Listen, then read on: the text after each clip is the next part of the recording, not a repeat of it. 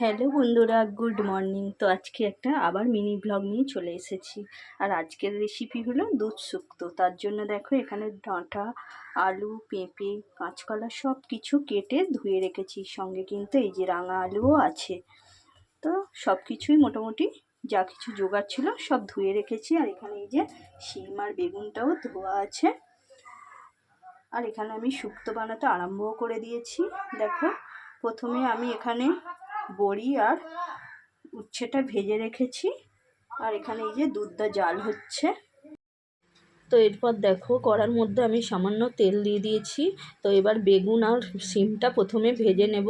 তো তার জন্য এই যে তুলে দিয়েছি, হালকা করে লাল লাল করে একটু ভেজে নিতে হবে। তো শিমটা আর বেগুনটা লবণ দিয়ে আর তেল দিয়ে হালকা করে একটু ভেজে নেব। তো চলো নাড়াচাড়া করে একটু ভেজে নিই। তো সবাই এইভাবে বাড়িতে দুধ শুক্তো তোমরা অবশ্যই এই গরমের দিনে বানিয়ে খেতে পারো। এটা শরীরের পক্ষেও খুবই ভালো আর খেতেও দারুণ লাগে। আর দেখো বাকি সবজিগুলো কাটা আছে। এখানে দেখো ডাঁটা দিয়েছি, ডাঁটা না হলে তো শুক্তো হবেই না। সজনা ডাঁটা আছে, রাঙা আলু আছে, তো কাঁচকলা, পেঁপে সব কিছুই দিয়েছি যেগুলো ছিল। তো এরপর দেখো ভাজা হয়ে গেছে। তারপর আমি আবার সামান্য তেল দিয়ে এর মধ্যে রাঁধুনি ফোড়ন দিয়ে দিলাম। রাঁধুনি ছাড়া তো শুক্তো ইনকমপ্লিট, তাই রাঁধুনি ফোড়ন দিয়ে দিলাম। তো এরপর বাকি সবজিগুলো এর মধ্যে ভালো করে আবার ভেজে নেব। দেখো সবজিগুলো আমি তুলে দিচ্ছি, দিয়ে একটু লাল লাল করে ভেজে নিতে হবে। তো আগে শিম আর বেগুনটা ভেজে তুলে রেখেছি, তো এবার এগুলো ভেজে নিচ্ছি।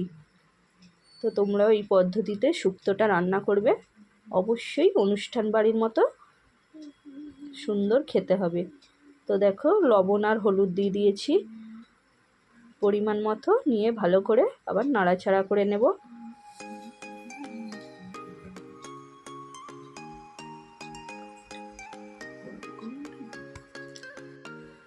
তো ভালোভাবে নাড়াচাড়া করে এর মধ্যে এবার জল দিয়ে দেব।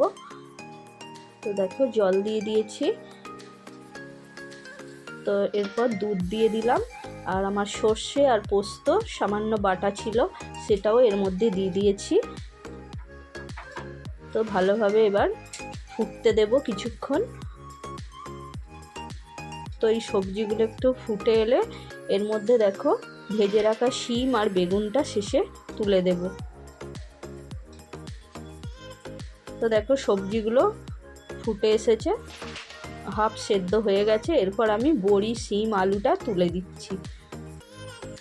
শিম আর বেগুন তো তুলে দিলাম, দিয়ে আবার সামান্য নাড়াচাড়া করে একটু ঢেকে দেব। তো দেখো সবজিগুলো আমার সেদ্ধ হয়ে এসেছে। এবার আমি উপর থেকে একটা মশলা দিয়ে দেব। তো এই মশলাটা আমি 5 ফোড়ন আর রাঁধুনি শুকনো খোলায় আগে থেকেই ভেজে গুঁড়িয়ে রেখেছি। তো এই মশলাটা উপর থেকে ছড়িয়ে দেব। আর সব শেষে দিয়ে দেব পরিমাণ মতো ঘি। যে ঘিটা না দিলে কিন্তু শুক্তোটা খেতে একদমই ভালো লাগবে না। আর এই মশলাটা তো দিতেই হবে। তো দেখো মশলাটা দিয়ে দিলাম উপর থেকে ছড়িয়ে। এবার কিন্তু শুক্তো দিয়ে খুব সুন্দর একটা গন্ধ বেরোচ্ছে।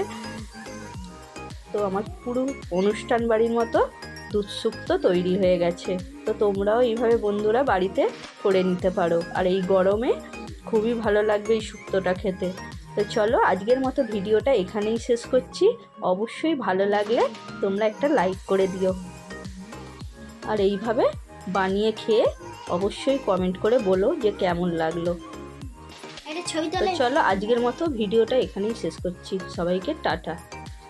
সবাই খুব ভালো থেকো, সুস্থ থেকো, সাবধানে থেকো।